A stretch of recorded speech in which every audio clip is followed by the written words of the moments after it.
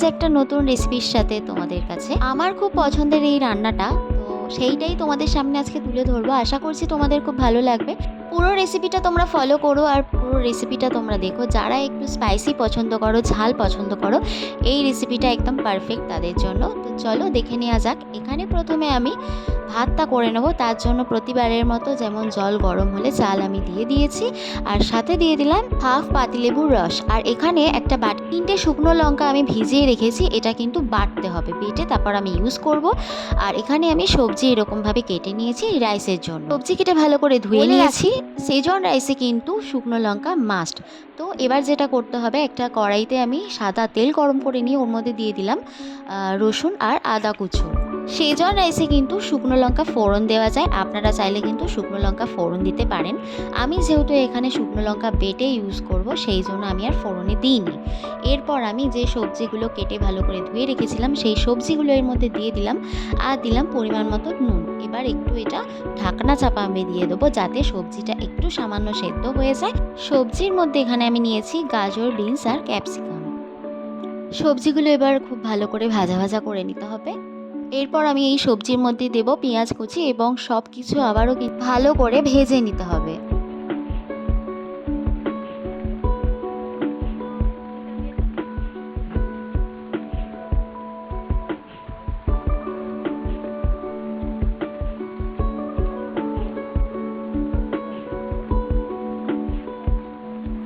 তো এখানে কিন্তু সবজিগুলো ভালো মতো করে একটু ভেজে নিতে হবে। এরপর আমি এর মধ্যে অ্যাড করব গোলমরিচের গুঁড়ো।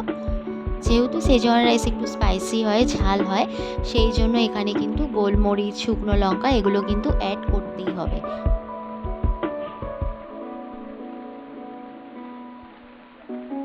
সবজিগুলো আমার ভাজা হতে থাক, যে শুকনো লঙ্কাগুলো আমি ভিজিয়ে রেখেছিলাম, চলুন এবার ওগুলো বেটে নিই। তো এখানে আমি 3টে শুকনো লঙ্কা বেটে নিয়েছি। এরপর ওর মধ্যে অ্যাড করলাম soya sauce, red chilli sauce, তারপর অ্যাড করলাম টমেটো কেচাপ, এবং সবশেষে অ্যাড করব হচ্ছে সেজওয়ান সস, যেটা কিন্তু এই রাইসের জন্য মাস্ট। আমি এখানে 2 রকম সেজওয়ান সস নিয়েছি। প্রথমে একরকম অ্যাড করলাম, সেটা আপনাদের আমি দেখাতে ভুলে গেছি, আমি ক্লিপটা নিতে ভুলে গেছিলাম। আর এরপর আমি আরও একটা সেজওয়ান সস অ্যাড করেছি, এবং লাস্টে সবশেষে অ্যাড করব পেরি পেরি সস। এই সব কিছু কিন্তু খুব ভালো করে মিক্সড করে নিতে হবে। সবজিগুলো আমার ভাজা কমপ্লিট হয়ে গেলে এই মিক্সচারটা ওই সবজির মধ্যে আমি দিয়ে ভালো করে নেড়ে নেবো। এখানে আমি যে পেরি পেরি সসটা ইউজ করেছি, এটা আমার কাছে ছিল বলে আমি এটা ইউজ করেছি। আপনাদের কাছে না থাকে নাও ইউজ করতে পারেন, এটা অপশনাল। সবজি আমার ভাজা কমপ্লিট হয়ে গেছে। আমি খুব বেশি ভেজে নেবো না, তাহলে কিন্তু রাইসে ভালো লাগবে না। এবার যে সসের মিশ্রণটা আমি রেডি করলাম, সেটা আমি এর মধ্যে দিয়ে দেবো।